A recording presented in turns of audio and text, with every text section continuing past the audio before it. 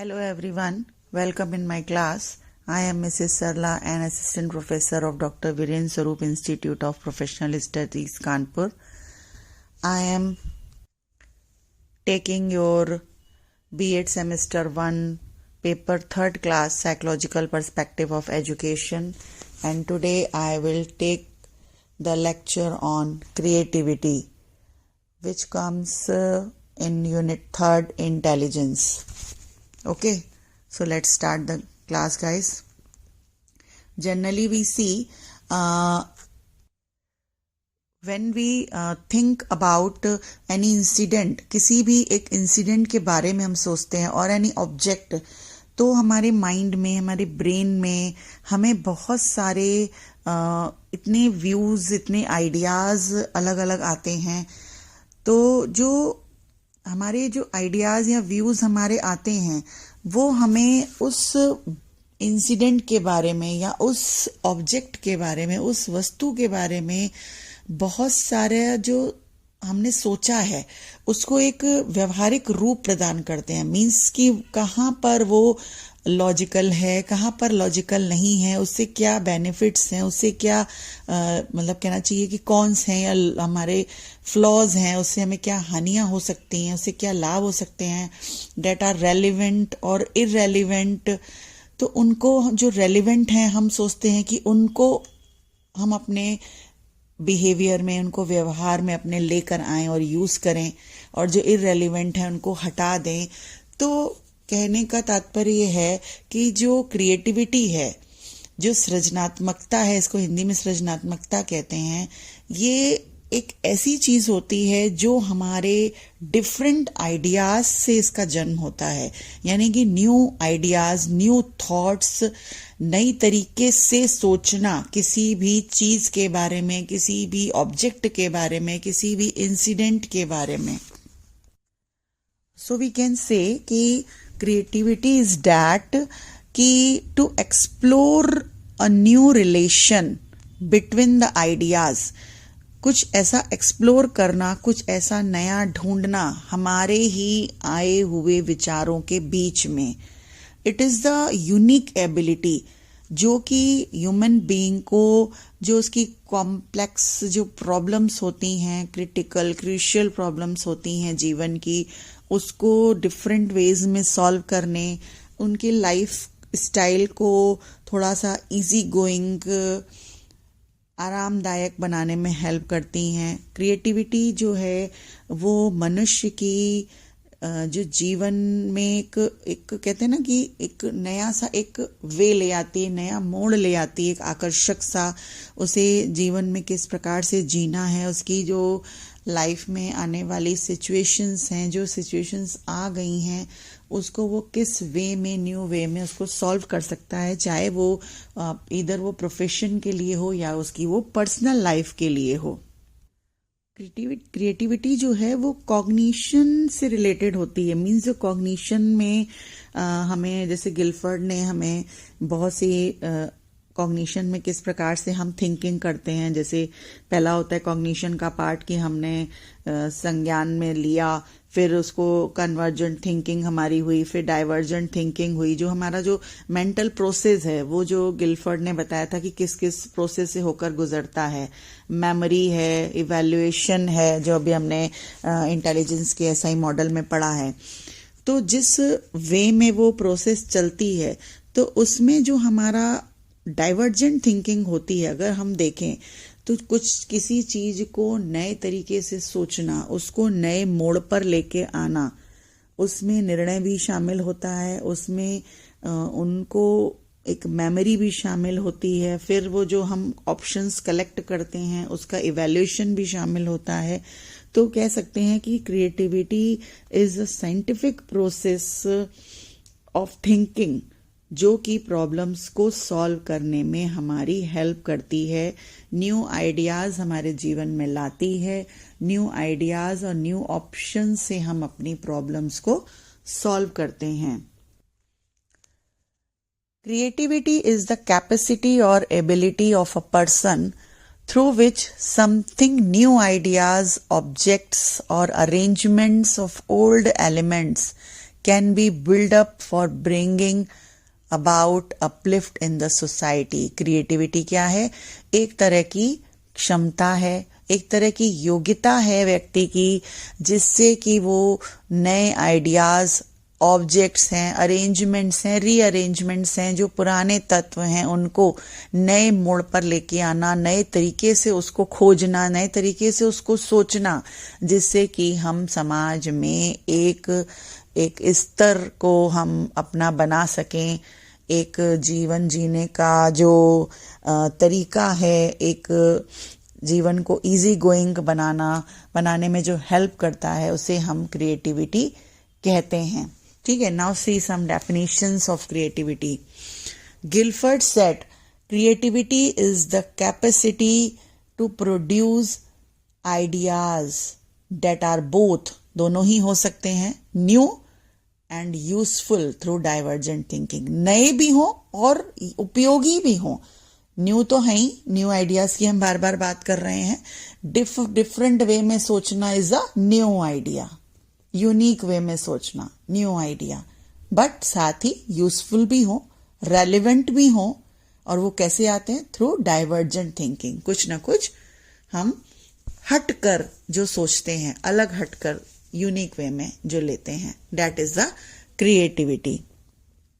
Next one is the definition of Crow and Crow. Crow and Crow ने क्या कहा? Creativity is a mental process to express the original outcomes. Original outcomes क्या हैं? जिसमें originality है, जो हटकर हैं। जैसे एक कॉमन होते हैं और कुछ स्पेसिफिक होते हैं, कॉमन और अनकॉमन जिसको हम कहते हैं। तो जो बिल्कुल हट के हैं, दैट आर द ओरिजिनल, मौलिक परिणामों को व्यक्त करने की मानसिक प्रक्रिया। क्रो एंड क्रो ने क्रिएटिविटी को बताया। सो वी कैन से कि क्रिएटिविटी क्या है? एक तो मौलिक है, मीन्स ओरिजिनल है, और न्यू, जिसको नवीन कहा जाता है। मौलिक जो क्रिएटिव वर्क होते हैं कैसे होने चाहिए? यूजफुल, उपयोगी होने चाहिए, रेलिवेंट होने चाहिए। क्रिएटिव वर्क को समान रूप से मान्यता मिलनी चाहिए, यानी कि हम कुछ भी क्रिएटिव कर रहे हैं, कुछ हट के कर रहे हैं, जिससे नवीनता हमारी प्रदर्शित हो रही है, कुछ नवीन प्रतिभा का, व्यक्ति का विकास हो रहा है, तो वो हमारे लिए कहना चाहिए कि उसे मान्यता मिलनी चाहिए। अगर वो कुछ नया करना चाह रहा है, जैसे हमारे राइटर्स होते हैं, पोइट्स होते हैं, और पेंटर्स हो गए, और कोई एक कहते हैं ना एक्टर्स हो गए, तो जो बिल्कुल सामान्य से, जनरल से हटकर कुछ वो नया देश के लिए कर सकते हैं, अपने पर्सनल वे में कर सकते हैं। ठीक है, तो क्रिएटिविटी क्या है? क्रिएटिविटी नवीन जो आइडियाज होते हैं, जो विचार होते हैं, नवीन रचना में और उत्पादन में छुपी हुई होती है। Now see the nature and characteristics of creativity. It is a factor or ability. Creativity, सृजनात्मकता क्या है? एक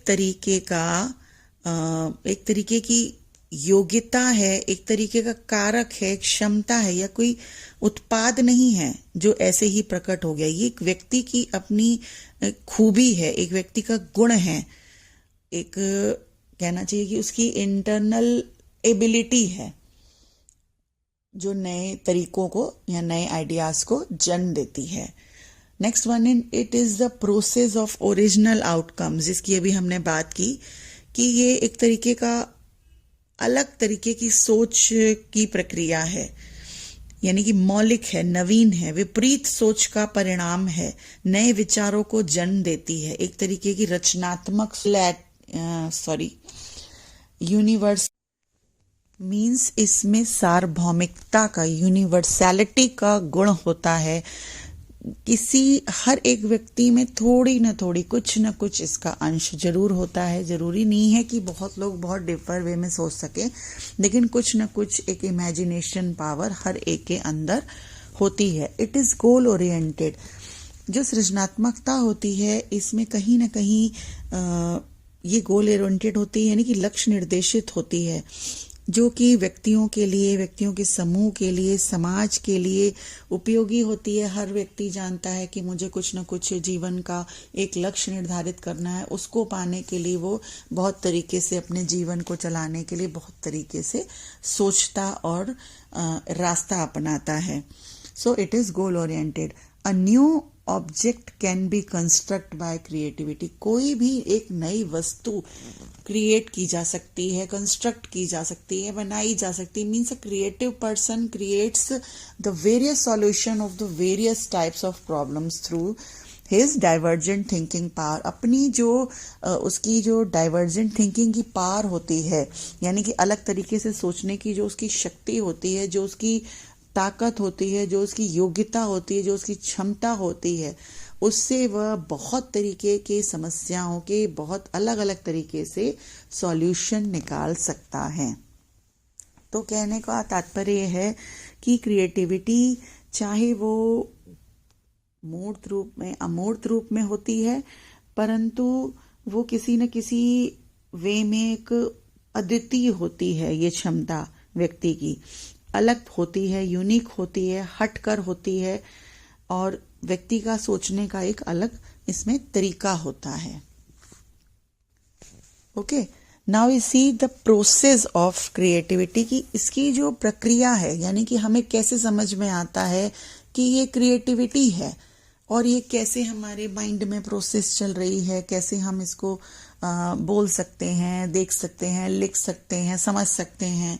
यानी कि इसकी जो एक प्रोसेस होती है, उसका जो डेवलपमेंट होता है वो किस तरीके से हमारे अंदर होता है। तो इसके कुछ स्पेसिफिक कुछ स्टेप्स होते हैं जो कि साइकोलॉजिस्ट मन ने अपनी बुक इंट्रोडक्शन टू साइकोलॉजी में दिए थे। तो there are four types of process कह सकते हैं, या 4 स्टेप्स ऑफ प्रोसेस कह सकते हैं कि 4 तरह के इसमें चरण होते हैं जिससे गुजर गुजर के ये प्रक्रिया आगे बढ़ती है। They are preparation, incubation, illumination, और the last one is verification और रिपीटेशन, कुछ भी कह सकते हैं। तो जो इसकी पहली जो इनक्यूबेशन प्रिपरेशन है, उसको हम बोलते हैं कि एक तरीके से कह सकते हैं stage of planning, stage of preparation, तैयारी करना। हमें किसी भी चीज का हम कुछ करने जा रहे हैं तो उसकी एक हम प्रिपरेशन करते हैं, प्लानिंग करते हैं, तैयारी करते हैं। तो ये इसका फर्स्ट स्टेप है। इसमें इस स्टेज में जो व्यक्ति है जिसको कहीं ना कहीं उस प्रॉब्लम को फेस करना पड़ रहा है, तो उसको एक कहते हैं ना कि एक दायरे में बांधता है, यानी कि उसको एक डिफाइन करता है कि किस तरीके की समस्या, उसको परिभाषित करता है, उसके लिए मटेरियल कलेक्ट करता है, और तब उसमें वह कार्य करने का मतलब स्टार्ट करने का आगे प्रोसेस बढ़ाता है। तो सामग्री कलेक्ट करेगा, फिर वो इमेजिनेशन में, कल्पना में लिप्त होता है, और समस्या की प्रकृति यानी कि उसका प्रॉब्लम का नेचर कैसा है, तब उस काम के बारे में निर्धारित करता है। यदि पॉसिबल है तो टेक्निक यूज करता है, और अगर लगता है कि इससे कुछ हल नहीं निकल सकता है तो उस टेक्निक को चेंज भी करने का प्रयास करता है। तो इस स्टेज में, फर्स्ट स्टेज में, वह ज्यादातर समस्या का जो समाधान के लिए एक प्री प्लानिंग सी करता है, एक मंच तैयार करता है कि किस किस तरीके से हम इसको, कौन सा मटेरियल यूज करके किस तरीके से उसको हम सॉल्व कर सकते हैं। The next step is incubation. Incubation क्या है? उद्भवन। उद्भवन मीन्स समस्या का सामना करने के लिए जो व्यक्ति, अब कहते हैं ना, जो दूसरी गतिविधियां होती हैं उसके लिए खुद को रेडी करता है, यानी कि सचेत रूप से बिल्कुल उस अवेयर होके उस प्रॉब्लम के सॉल्यूशन में नहीं घुस जाता, बट वो प्रॉब्लम जो है उसके कहीं ना कहीं अनकॉन्शियस माइंड में चलती रहती है। कहीं ना कहीं वो उसके बारे में एक इमेजिनेशन जो पावर होती है उसके दिमाग में वो चीज चलती रहती है। मीन्स कहना चाहिए कि कई बार तो बाहर से अगर हम देखेंगे तो हम यही सोचेंगे कि वो तो इस समस्या के बारे में सोच भी नहीं रहा है, उसका जो चिंतन है वो बंद हो जाता है, धीरे धीरे विचार होते हैं वो धीरे मध्यम पड़ने लग जाते हैं। परंतु जब जो नेक्स्ट इसका स्टेप आता है इल्यूमिनेशन का, उसमें एकदम से जो वो विचार है अचेतन मन से चेतन मन तक उभर आते हैं। इस स्तर को हम ये कहते हैं कि प्रबोधन हो गया, यानी कि समस्या का समाधान अचानक से उसको आ गया। सडनली उसके माइंड में आता है हाँ इसका ये समाधान हो सकता है। अब तक उसके अनकॉन्शियस माइंड में डिफरेंट ऑप्शंस चल रहे थे, कुछ सही कुछ गलत, कुछ कॉमन कुछ अनकॉमन, कुछ ना कुछ माइंड में चल रहे थे ऑप्शंस, और सडनली उसको लगता है कि अब ये इस वाले प्रोसेस से या इस वाले ऑप्शन से हमारी समस्या सुलझ सकती है। आर्किमिडीज का सिद्धांत आप लोगों ने साइंस में पढ़ा होगा, उसमें ऐसा ही हुआ था कि आर्किमिडीज जो थे साइंटिस्ट, उनको नहा रहे थे और नहाते समय जिस पे काम कर रहे थे, जिस अपने इन्वेंशन को लेके जिस पे उनका सिद्धांत बना, जिस थ्योरी पे, उनको अचानक से उनको अपनी समस्या का समाधान मिल गया था। तो इसमें ऐसा ही होता है कि अंतर्दृष्टि थ्रू इनसाइट हमें एकदम से अचानक से सूझ उत्पन्न होती है और समस्या का समाधान मिल जाता है। The last one is stage of verification या स्टेज ऑफ रिपीटिशन। हम क्या करते हैं जब समस्या का समाधान अचानक आ जाता है तो हम ये मान के चलते हैं कि हम बिल्कुल क्लोज पे ही हैं, लास्ट पे ही हैं। बस ये देखना होता है, वेरीफाई करना होता है एक बार कि जो मैंने समस्या का समाधान सोचा है क्या वो पूरी तरह से सही है या गलत है। तो एक वेरिफिकेशन करना होता है, और वेरिफिकेशन करने के लिए कई बार उसको रिपीटिशन में लाना होता है कि उसको यूज करके देखा जाए। अगर तो कोई समस्या नहीं आ रही है, उपयोगी है, यूजफुल है, तो उसको फिर से किया जा सकता है, और अगर नहीं है तो हम उसको चेंज भी कर सकते हैं। आगे फिर से हम उस प्रोसेस को दोबारा से कंटिन्यू कर सकते हैं। सो दीज 4 स्टेजेस जो हैं ये क्रिएटिविटी की प्रोसेस में काम आती हैं या चलती हैं। ठीक है, now see the elements of creativity. Elements क्या हैं? जो रचनात्मकता के तत्व हैं। रचनात्मकता जो होती है, सृजनात्मकता जो होती है, वो कहीं ना कहीं कुछ ऐसे उसके एलिमेंट्स होते हैं जिससे व्यक्ति की शक्ति का पता चलता है। मीन्स ये पता चलता है कि उसके अंदर क्रिएटिविटी है और नहीं है, और है तो किस तरीके से है, कितनी मात्रा में है, या उसके जो आंसर्स होते हैं उससे हमें समझ में आता है कि हाँ कि ये क्रिएटिव पर्सन है या नहीं है। तो अब तो बहुत सारे इसके तत्व आ गए हैं, बट जो साइकोलॉजिस्ट टॉरेंस थे, उन्होंने क्रिएटिविटी के 4 एलिमेंट्स मेजरली बताए थे। दे आर फ्लुएंसी, प्रवाह, फ्लेक्सिबिलिटी, नमनीयता, ओरिजिनलिटी, मौलिकता, और एलैबोरेशन, विस्तारता या विस्तारण। इनको थोड़ा सा डिटेल में डिस्कस कर लेते हैं। सबसे पहले आ जाता है फ्लुएंसी। फ्लुएंसी क्या होता है? कोई भी समस्या का जो हल है उसको निरंतर अगर हम रेगुलरली उस पे एफर्ट्स करते रहते हैं, मतलब प्रयत्नशील उसमें रहते हैं, तो कहते हैं कि हम इसको फ्लुएंसी मानते हैं या प्रवाह मानते हैं, या मीन्स हम उस प्रोसेस को रेगुलरिटी में चला रहे हैं। यानी कि मेरा जो चिंतन है वो प्रवाह में चल रहा है। प्रवाह में बहुत से समस्या पे बहुत सारे हमें ऑप्शंस मिल जाते हैं, बहुत सारे उत्तर मिलते हैं, यानी कि रेगुलर में हम सोचते रहते हैं उसको। इसमें ideational fluency, expressional fluency, associative fluency और वर्ड फ्लुएंसी, इसमें 4 तरह की फ्लुएंसी दी गई हैं। फर्स्ट आ जाता है वैचारिक प्रवाह, यानी कि आइडिएशनल फ्लुएंसी। इसमें बहुत सारे हमें विचार आते हैं, जैसे हम कोई समस्या हमारे आगे आ रही है तो हम नहीं समझ पा रहे हैं उसको क्या टॉपिक देना है, क्या है, तो कहानी का शीर्षक बताना, उसका यूज़ कैसे करना है, उसको सुधारने के तरीके बताना, अभिव्यक्ति जो है एक्सप्रेशनल फ्लुएंसी में जो हमारे ह्यूमन के एक्सप्रेशन है उसको किस तरीके से बाहर निकालना है, कौन से ऐसे शब्दों का चयन करें जो हमारे इमोशंस और एक्सप्रेशंस को बाहर निकाला जा सके। एसोसिएटिव फ्लुएंसी साहचर्य प्रवाह है कि दो शब्दों में या बहुत सी शब्दों और वस्तुओं में किस प्रकार से हम एसोसिएट कर सकते हैं, जैसे सिनोनिम और एंटोनियम्स होते हैं।